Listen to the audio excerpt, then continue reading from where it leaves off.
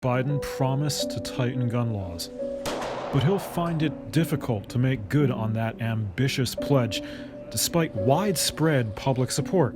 Gun violence is a pandemic within a pandemic. Here's why, and some key facts about the issue.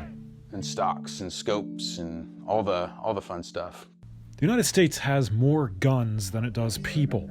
For every 100 residents, there are about 121 firearms in circulation, making the U.S. by far the most heavily armed society in the world.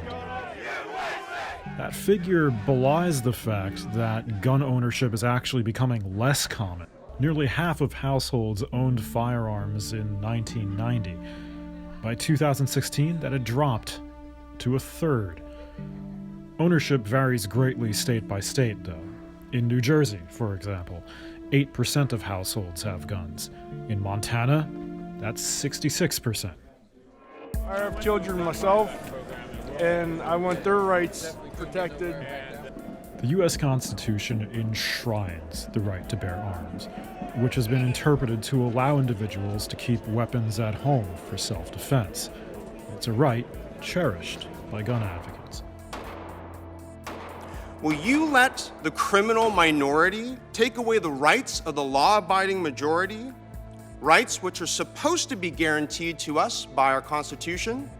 The federal government requires a criminal background check for most gun buyers, though, and tightly regulates the ownership of fully automatic weapons and silencers.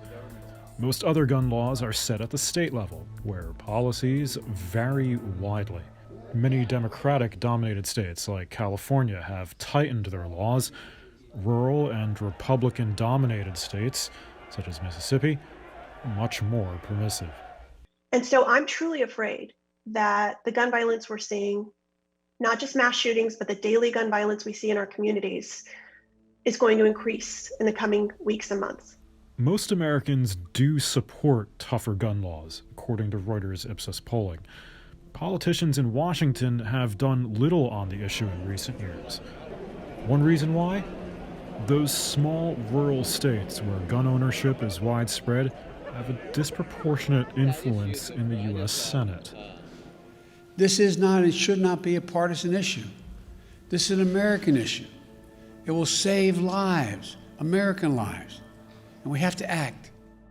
In March, the House of Representatives, which is controlled by Democrats, passed legislation to expand background checks. President, the bill is passed. But it faces long odds in the Senate, which is split 50-50 with Republicans. No more hopes and prayers, thoughts and prayers. A vote is what we need. Presidents can act on their own. After 2018's mass shooting in Las Vegas, which killed 58 people, President Donald Trump banned what are called bump stocks. It's a gun part that allows semi-automatic rifles to fire at a similar rate to fully automatic ones. For Biden, the focus is on so-called ghost guns. These are guns that are homemade, built from a kit, that include directions on how to finish the firearm. You can go buy the kit. They have no serial numbers, so when they show up at a crime scene, they can't be traced.